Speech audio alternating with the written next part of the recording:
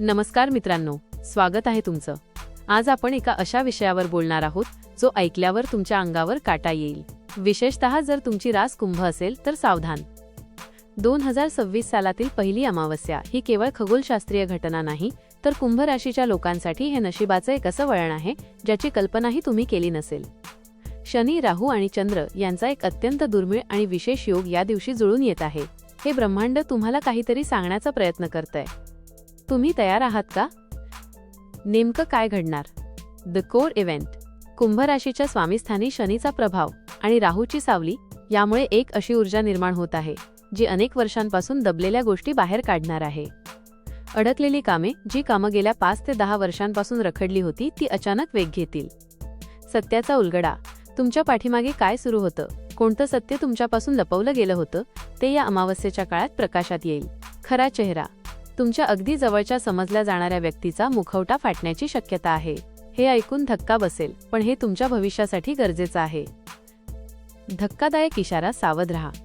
या अमावस्येच्या आसपास तुम्हाला एक अचानक आलेला फोन कॉल, एक अपेक्षित नसलेली बातमी किंवा एखादी गुप्त माहिती कळू शकते। सुरुवातीला तुम्हाला भीती वाटेल, मन अस्वस्थ होईल, कदाचित रात्रीची झोपही उडेल। डोक्यात विचारांचं चक्र सुरू होईल की हे माझ्यासोबतच का घडतंय। पण लक्षात ठेवा, हा धक्का तुम्हाला पाडण्यासाठी नाही, तर तुम्हाला जागं करण्यासाठी आहे।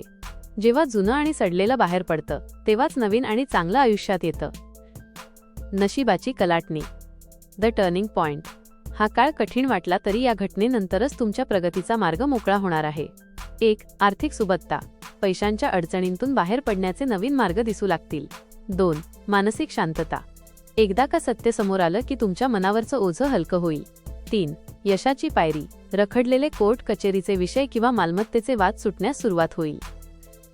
या चुका टाळा, प्रिकॉशन्स। या संवेदनशील काळात कुंभ राशीच्या व्यक्तींनी खालील गोष्टी टाळणे अत्यंत आवश्यक आहे। वादविवाद नको। रागाच्या भरात कोणालाही उलट बोलू नका, अन्यथा तुमचंच नुकसान होईल।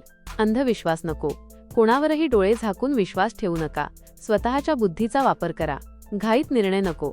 नोकरी किंवा व्यवसायाबाबत कोणताही मोठा निर्णय अमावस्येच्या 2 दिवस आधी आणि नंतर घेऊ नका। एक साधा पण प्रभावी उपाय।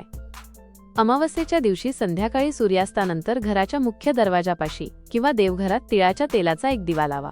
हात जोडून शांतपणे फक्त एकच वाक्य म्हणा, हे ईश्वरा, जे काही घडेल ते माझ्या भल्यासाठीच घडो, मला सत्य स्वीकारण्याची शक्ती दे। तुमचा हा विश्वासच नकारात्मक ऊर्जेला तुमच्यापासून दूर ठेवेल। निष्कर्ष, कन्क्लुजन।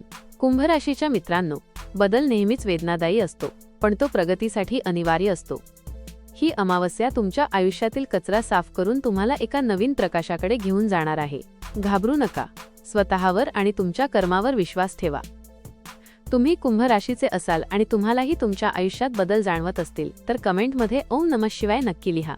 हा व्हिडिओ तुमच्या कुंभ राशीच्या मित्रमैत्रिणींसोबत शेअर करायला विसरू नका। धन्यवाद।